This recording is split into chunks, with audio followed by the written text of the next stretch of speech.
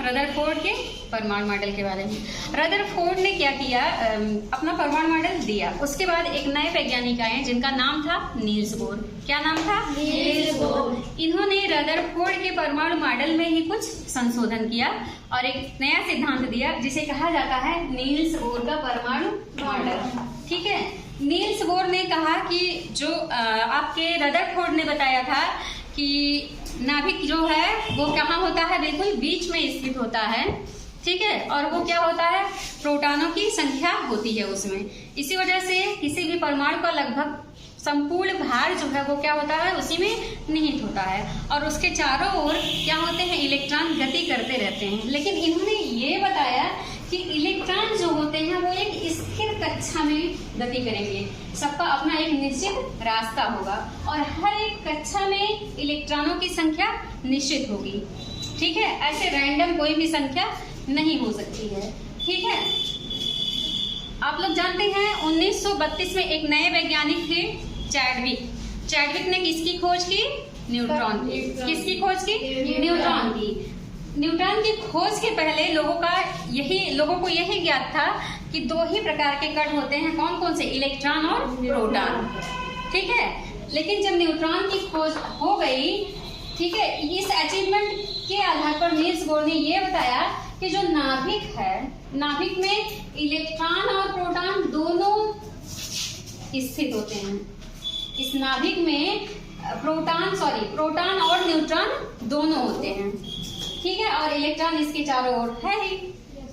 तो nucleus equal to proton plus neutron according to Niels Bohr. इतना clear हुआ? ये था नील्स बोर का परमाणु मॉडल। अब आगे की तरफ हम लोग जानेंगे। अभी तो ये मॉडल जो था वो खत्म हुआ, परमाणु का मॉडल खत्म हुआ। अभी हम लोग स्टडी करेंगे परमाणु संख्या और द्रव्यमान संख्या के बारे में। परमाणु संख्या कुछ लगभग 20 तक ना आप लोगों को राइट करवा दिया गया है। उसके संकेत, उसके नाम और नंबर आपको लर्न भी करवाया गया है। आज हम लोग जानेंगे कि ये परमाणु क्रमांक होता क्या है। ठीक है, परमाणु क्रमांक होता क्या है। परमाणु क्रमांक को ही परमाणु संख्या भी कहा जाता है। ठीक है, और इसे रिप्रेजेंट किया जाता है कैपिटल जेड से। किससे रिप्रेजेंट किया जाता है? कैपिटल जेड से। ठीक है, परमाणु संख्या या परमाणु क्रमांक को एटॉमिक नंबर इंग्लिश में बोलेंगे। ये होता है किसके बराबर? न्यूक्लियस में उपस्थित प्रोटॉन के बराबर। किसके बराबर होता है? न्यूक्लियस में उपस्थित प्रोटॉन की संख्या जितनी होती है वही उस तत्व का परमाणु संख्या या परमाणु क्रमांक होता है। ठीक है, अगर देखें हम परमाणु संख्या Z इक्वल टू किसकी संख्या होगी? प्रोटॉनों की संख्या होगी। यही बात मैंने आपको बताया अभी। ठीक है, number of proton equal to number of electron. ये नई चीज है। जितनी प्रोटॉनों की संख्या होगी किसमें, किसी भी तत्व में, उतनी ही किसकी संख्या होगी? इलेक्ट्रॉनों की। क्योंकि आप जानते हैं कि पॉजिटिव और नेगेटिव चार्ज एक दूसरे को क्या करेंगे?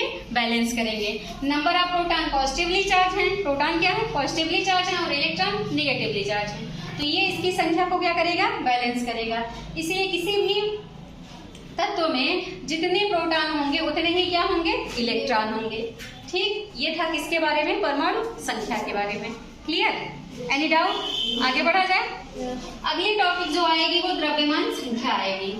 Atomic mass. क्या होता है? Atomic mass.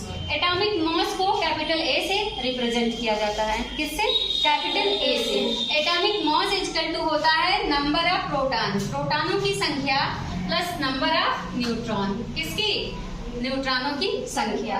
प्रोटॉन को स्मॉल p से और न्यूट्रॉन को स्मॉल n से रिप्रेजेंट किया जाता है। बेसिकली ये द्रव्यमान संख्या एटॉमिक मास जो होता है वो एटॉमिक नंबर का 2 टाइम होता है, लगभग 2 गुना या उससे थोड़ा सा ज्यादा होता है। ठीक है, तो ये था आपका नील्स बोर मॉडल, परमाणु संख्या और द्रव्यमान संख्या। क्लियर? ओके।